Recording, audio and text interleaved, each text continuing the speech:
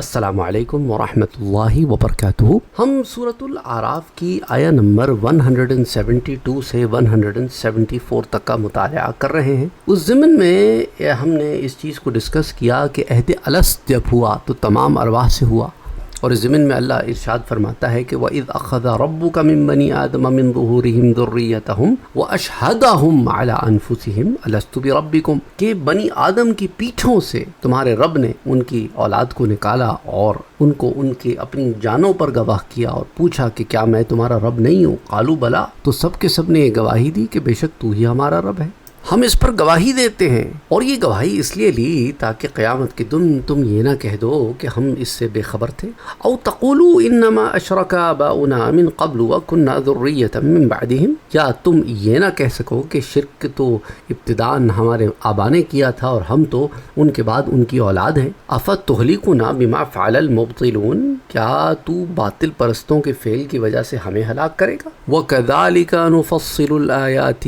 ولعلہم یرجعون، اور ہم اس طرح تفصیل سے آیتیں بیان کرتے ہیں تاکہ وہ حق کی طرف لوٹائیں۔ اب یہاں پر ایک سوال یہ پیدا ہوتا ہے کہ اللہ سبحانہ و تعالی وہ بچے چاہے مسلمانوں کے ہوں یا کافروں کے ہوں جو بچپن میں اس دنیا سے چلے جاتے ہیں، انہیں اللہ عز و جل جنت میں کیوں داخل فرماتے؟ اس ضمن میں آپ سے کچھ احادیث مبارکہ بھی شیئر کروں گا اور تفسیر کی کتابوں میں جو تفصیلات آتی ہیں وہ بھی شیئر کرتا ہوں۔ اس کا آغاز کرتے ہیں، اس کی ابتدا کرتے ہیں۔ تفسیر ابن کثیر میں بھی اس پر بڑا طویل کلام آتا ہے کہ تفسیر ابن کثیر میں حافظ ابن کثیر اسی آیہ مبارکہ کے تحت لکھتے ہیں کہ اولاد آدم سے اللہ تعالیٰ نے ان کی نسلیں ان کی پیٹھوں سے روز اول میں نکالی، پھر ان سب سے اس بات کا اقرار کر لیا کہ رب خالق مالک معبود صرف اللہ ہی ہے۔ اسی فطرت پر پھر دنیا میں ان سب کو ان کے وقت پر اس نے پیدا کیا، تو اب وہاں پر روح تھی اور یہاں پر جسم تھا۔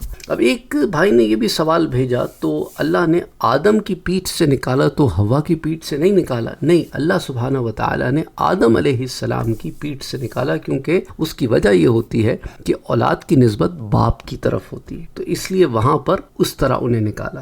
پھر سوال پیدا ہوتا ہے کہ بھئی بی بی مریم جو ہے ان سے حضرت عیسیٰ علیہ السلام پیدا ہوئے ہیں، تو وہاں پر تو اس لیے میں نے آپ سے ذکر کیا کہ قرآن کریم میں اللہ نے کیا ارشاد فرمایا؟ اللہ نے یہ ارشاد فرمایا کہ ہم نے آدم کی اولاد، اللہ نے کیا فرمایا؟ من بنی آدم، آدم کی اولاد کی پشتوں سے۔ تو جب بی بی مریم تک معاملہ آیا تو اب اللہ سبحانہ و تعالی نے ان سے پھر حضرت عیسیٰ علیہ السلام کو، اچھا تو اب وہاں پر ایک خاص معاملہ ہو گیا، تو اس لیے اس میں کوئی تعارض نہیں رہتا۔ اور بعض لوگ یہ بھی پوچھتے ہیں کہ سر پھر وہ لوگ جن کی آگے اولاد نہیں ہوتی، تو جن کی اولاد آگے نہیں ہوتی تو ان سے آگے کچھ نہیں نکالا؟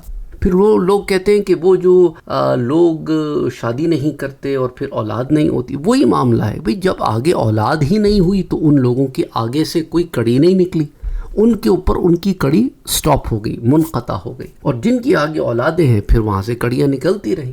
اچھا، جہاں تک وہ لوگ جو یہ سوال کرتے ہیں نا کہ یہاں پر کچھ لوگ اپنے آپ کو مخنث ہوتے ہیں، کچھ ہجڑے ہوتے ہیں، پھر یہ ہوتے، بھئی دیکھیں نا ان کی آگے اگر اولاد نہیں ہے تو نہیں ہے۔ اچھا، دوسری بات یہ یاد رکھیں کہ ہم روحوں کی بات کر رہے ہیں، جسموں کی بات نہیں کر رہے۔ بعض لوگ روحوں اور جسموں میں کنفیوز بھی ہو جاتے ہیں۔ سمجھ آئی بات آپ کو؟ کہ اگر کوئی شخص دنیا میں اندھا پیدا ہو رہا ہے تو وہ جسمانی طور پہ اندھا ہے، روحانی طور پہ اندھا نہیں ہے۔ اس کے پاس بصیرت جو ہے وہ نہیں ہے لیکن بصارت تو ہے، اس کے پاس ظاہری آنکھ نہیں ہے لیکن باطنی آنکھ تو ہے۔ تو اس لیے اس کے اندر کنفیوز نہ ہو، ہم ظاہر میں دنیا میں جو معاملے دیکھ رہے ہیں وہ بایولوجیکل ہیں، ضروری نہیں ہے کہ دنیا میں جسم جس پروسیس سے گزر رہا ہو روح پر بھی وہی عمل ہو۔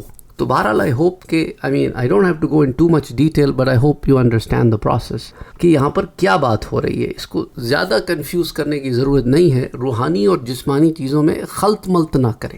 اچھا، اب یہاں پر جیسا میں نے آپ سے ذکر کیا کہ ہم تفسیر ابن کثیر کا جب مطالعہ کرتے ہیں تو اس کے اندر حافظ ابن کثیر اس کو یوں بیان کرتے ہیں کہ جب سب نے اقرار کر لیا تو پھر اللہ سبحانہ و تعالیٰ نے دنیا میں ان سب کو ان کے وقت پر اس نے پیدا فرمایا کہ جب جب جس روح نے جس جسم میں جس وقت آنا تھا ویسے منتقل ہوتی رہی، اور یہی وہ فطرت ہے جس کی تبدیلی ناممکن ہے۔ اور حافظ ابن کثیر ایک متفق علیہ روایت بھی پیش کرتے ہیں، بخاری اور مسلم کی جو روایت ہوتی ہے نا، وہ روایت جو دونوں کتب میں آئے، بخاری میں بھی آئے اور مسلم میں بھی آئے، اسے متفق علیہ کہتے ہیں، یعنی اس پہ امام بخاری اور امام مسلم دونوں نے اتفاق کیا اور اپنی کتابوں میں سے شامل بھی کیا۔ اور وہ یہ حدیث ہے کہ ہر بچہ فطرت پر پیدا ہوتا ہے، اور فطرت پر پیدا ہونا کیا ہے؟ یعنی وہ اس عہد کے ساتھ پیدا ہوتا ہے جو عہد اس نے الست میں کیا تھا، وہ فطرت پر پیدا ہونا ہوتا ہے، یعنی روحانی طور پر تو وہ پاک ہوتا ہے۔ روح جو ہے اس چیز کو اپنی سرشت میں، اپنی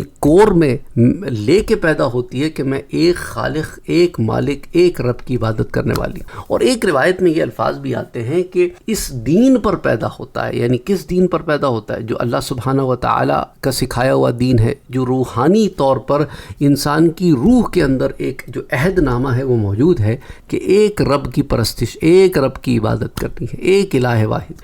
پھر حضور نے فرمایا کہ پھر اس کے ماں باپ اسے یہودی بنا دیتے ہیں، نصرانی بنا دیتے ہیں، مجوسی بنا دیتے ہیں، جیسا کہ بکری کا بچہ صحیح سالم پیدا ہوتا ہے لیکن پھر لوگ اس کے کان کاٹ دیتے ہیں۔ اور حدیث قدسی میں ہے کہ میں نے اپنے بندوں کو موحد و مخلص پیدا کیا، یعنی ایک اللہ کی عبادت پر پیدا کیا ہے اور بالکل اخلاص کے ساتھ پیدا کیا۔ یعنی بچے جو ہیں نا وہ بڑے مخلص ہوتے ہیں، ان کے دل بڑے پیور ہوتے ہیں، اس لیے ان کی کمپنی میں آپ بڑا ہلکا محسوس کرتے۔ آگے آتا ہے اسی روایت میں کہ پھر شیطان نے آ کر انہیں ان کے سچے دین سے بہکا کر میری حلال کردہ چیزیں ان پر حرام کر، تو گویا وہ متنفر ہو گئے، دین سے دور ہو گئے۔ اچھا، پھر اسی طرح جو اگلی آیات ہیں اس کی تفسیر میں حافظ ابن کثیر لکھتے ہیں کہ قبیلہ بنو سعد کے ایک صحابی حضرت اسود بن سریع رضی اللہ تعالی عنہ فرماتے ہیں کہ میں نے رسول صلی اللہ علیہ وآلہ وسلم کے ساتھ 4 غزوے کیے، لوگوں نے لڑنے والے کفار کے قتل کے بعد ان کے بچوں کو بھی پکڑ لیا۔ جب پیارے نبی صلی اللہ علیہ وآلہ وسلم کو اس کا علم ہوا تو بہت ناراض ہوئے اور فرمایا لوگ ان بچوں کو کیوں پکڑ رہے ہیں؟ کسی نے کہا حضور صلی اللہ علیہ وآلہ وسلم وہ بھی تو مشرکوں کے ہی بچے ہیں نا، ماں باپ بھی شرک والے تھے، ان کی اولاد ہے، یہ ان مشرکوں کی اولاد ہے۔ تو حضور نے فرمایا صلی اللہ علیہ وآلہ وسلم نے کہ سنو، تم میں سے بہتر لوگ مشرکین کی اولاد میں ہیں۔ یاد رکھو ہر بچہ فطرت اسلام پر پیدا ہوتا ہے، پھر زبان چلنے پر اس کے ماں باپ یہودیت یا نصرانیت کی تعلیم دینے لگتے ہیں۔ تو اس سے پتہ چلتا ہے کہ بچے جو ہیں وہ پیور ہوتے، بچے جو ہیں وہ دین فطرت پر ہوتے ہیں۔ پھر جب وہ بلوغیت سے پہلے اس دنیا سے چلے جاتے ہیں تو وہ پیورٹی کے اوپر جاتے ہیں، وہ دین فطرت پر جاتے ہیں، اس لیے وہ آگے جنت میں داخل کیے جاتے ہیں۔ ان کے ماں باپ کے دین کے مطابق نہیں، وہ اس کی ڈیپینڈنسی ان کے اپنے جو ہے سرشت کے اندر جو روحانی طور کے اوپر ان کی جبلت میں جو بات رکھ دی گئی ہے عہد الست، اس کی بنا پر یہ فیصلہ ہوتا ہے۔ اچھا، پھر اس کے راوی حضرت حسن بصری رحمۃ اللہ علیہ فرماتے ہیں کہ اسی کا ذکر اس آیت میں ہے کہ اللہ نے اولاد آدم سے اپنی توحید کا اقرار کر لیا ہے۔ اور ابن جریر اس اقرار کے بارے میں کئی ایک احادیث جو ہے وہ روایت کرتے ہیں۔ مسند امام احمد میں ہے کہ قیامت کے دن دوزخی سے کہا جائے گا اگر تم دنیا ساری کی ساری اگر تو دے اور اس کے بدلے، اس فدیے کے بدلے تو اپنے آپ کو میرے عذابوں سے اگر آج تو بچا پائے تو کیا تو ایسا کرنے پر راضی ہوگا؟ وہ کہے گا ہاں، تو اللہ فرمائے گا میں نے تو اس سے بہت ہی ہلکے درجے کی چیز تجھ سے طلب کی تھی اور اس کا وعدہ بھی تجھ سے لے لیا تھا کہ میرے سوا تو کسی اور کی عبادت نہ کرے، لیکن تو نے اس وعدے کو توڑ دیا، اسے توڑے بغیر نہ رہا اور دوسرے کو میرا شریک یعنی میرے سوا دوسروں کی عبادت میں تو پڑ گیا۔ اسی طرح مسند میں ہے، مسند امام احمد میں نعمان نامی میدان میں اللہ نے پشت آدم میں سے عرفہ کے دن ان کی تمام اولاد ظاہر فرمائی، سب کو ان کے سامنے پھیلا دیا اور فرمایا کہ میں تم سب کا رب نہیں ہوں؟ سب نے کہا ہاں ہم گواہ ہیں۔ پھر آپ نے مبطلون تک آیات تلاوت فرمائی اور یہ روایت موقوف ابن عباس سے بھی مروی ہے۔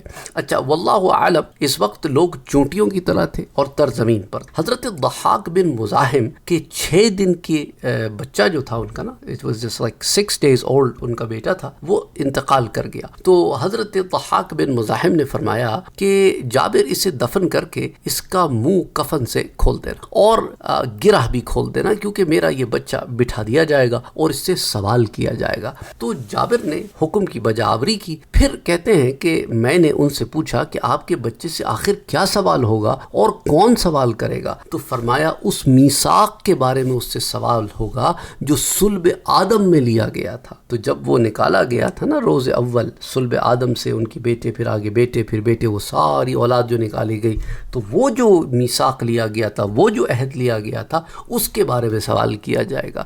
تو وہ کہتے ہیں کہ میں نے پوچھا حضرت ضحاک سے کہ وہ میثاق کیا ہے؟ تو فرمایا میں نے بھی حضرت عبداللہ ابن عباس رضی اللہ تعالی عنہ سے سنا ہے کہ اللہ تعالیٰ نے آدم علیہ السلام کی پیٹھ پر ہاتھ پھیرا تو جتنے انسان قیامت تک پیدا ہونے والے ہیں سب کی روحیں آ گئیں۔ اللہ نے ان سے عہد و پیمان لیا کہ وہ اسی کی عبادت کریں گے، اس کے سوا کسی اور کو معبود نہیں مانیں گے، خود ان کے رزق کا کفیل بنا، پھر انہیں صلب آدم میں لوٹا دیا۔ بس یہ سب قیامت سے پہلے ہی پہلے پیدا ہوں گے۔ جس نے اس وعدے کو پورا کیا اور اپنی زندگی میں اس پر قائم رہا، اسے وہ وعدہ نفع دے گا، اور جس نے اپنی زندگی میں اس کی خلاف ورزی کی، اسے پہلے کا وعدہ کچھ فائدہ نہ دے گا۔ اور جو بچپن ہی میں فوت ہو گیا وہ میثاق اول پر اور فطرت پر مرا۔ ان آثار سے بھی یہ بات ہمیں کیا معلوم ہوتی ہے کہ تمام احادیث جو پہلے بیان کی گئی ہیں یہ اس سے پہلے، تو ان حدیث میں اسی بات کا ہمیں دلیل ملتی ہے۔ اور ابن جریر جو ہے ایک حدیث لے کے آتے ہیں کہ حضور صلی اللہ علیہ وآلہ وسلم نے ارشاد فرمایا کہ بنی آدم کی پیٹھ سے اللہ نے ان کی نسلیں ایسی نکالی جیسے کنگھی بالوں میں سے نکلتی ہے۔ ان سے اپنی ربوبیت کا سوال کیا، انہوں نے اقرار کیا، فرشتوں نے شہادت دی، اس لیے کہ لوگ قیامت کے دن اس سے غفلت کا بہانہ نہ کریں۔ تو اس لیے جو بھی بچہ چاہے مسلمان کا ہو یا کافر و مشرک کا ہو، جب وہ فوت ہو جاتا ہے تو اسی عہد الست کی وجہ سے پھر اس کا آگے معاملہ جو ہے وہ جنت والا ہو جاتا ہے۔ اور اگر اس کے ماں باپ بھی ایمان والے تھے تو پھر وہ اپنے ماں باپ کے لیے شفاعت کرے گا، اور اگر اس کے ماں باپ ایمان والے نہیں تھے، وہ کافر و مشرک ہی مرے، تو پھر وہ ایسے ماں باپ کے لیے شفاعت نہیں کرے گا۔ I hope this helps you understand کہ اس سوال کا جواب بھی اور ساتھ ساتھ وہ جو دوسرے سوالات بیچ میں آتے رہے اس سے متعلق بھی میں نے یہاں پر آپ کے سامنے جوابات جمع کر دیے ہیں۔ السلام علیکم ورحمۃ اللہ وبرکاتہ۔ ایک آخری بات اور کرتا چلوں، یہ میں عالم ارواح سے متعلق آپ کو درس دے رہا ہوں۔ کچھ لوگوں نے پچھلے درس میں یہ سمجھ لیا کہ یہ عالم برزخ سے متعلق میں بات کر رہا ہوں۔ نہیں، عالم ارواح یعنی دنیا میں آنے سے پہلے کا جو عالم ہے وہ عالم ارواح ہے، اور دنیا سے جانے کے بعد جو عالم ہے وہ عالم برزخ ہے۔ اور عالم برزخ کے بعد، کیونکہ عالم برزخ میں جسم اور روح کا تعلق رہتا ہے لیکن روح جسم میں نہیں ہوتی، عالم ارواح میں روح کا جسم سے کوئی تعلق نہیں ہوتا، کیونکہ ابھی جسم مورز وجود میں نہیں آیا، ابھی بنا ہی نہیں۔ اور دنیا میں روح جسم کے اندر آتی ہے، اور پھر قیامت میں ایک دفعہ پھر روح جسم کے اندر داخل کی جائے گی۔ تو ان کے فرق کو سمجھنا بہت ضروری ہے۔ دوسرا لوگ سوال کرتے ہیں کہ کیا ہم عالم برزخ میں اپنے بچوں سے، دیگر رشتہ داروں سے ملاقات کریں گے یا نہیں کریں گے؟ تو میں ایک دفعہ پھر آپ لوگوں سے عرض کرتا چلوں کہ برزخ پر پوری پلے لسٹس موجود ہیں، عالم برزخ کے نام سے بھی، برزخ کی زندگی کے نام سے بھی، مرنے کے بعد کیا ہوتا ہے، نابالغ بچے جو فوت ہو جاتے ہیں ان کی بھی پلے لسٹ موجود ہے، اور ان تمام پلے لسٹ میں بڑی تفصیل سے یہ تمام ٹاپکس آلریڈی میں کور کر چکا ہوں۔ تو اس لیے آپ براہ مہربانی ان پلے لسٹ کو وزٹ کریں، اور وہاں پر آپ کے سوال اور اس سے بہت زیادہ آپ کو جاننے کو ملے گا۔ السلام علیکم ورحمۃ اللہ وبرکاتہ۔ Share, comment and subscribe to Sayyid Saad Qadri.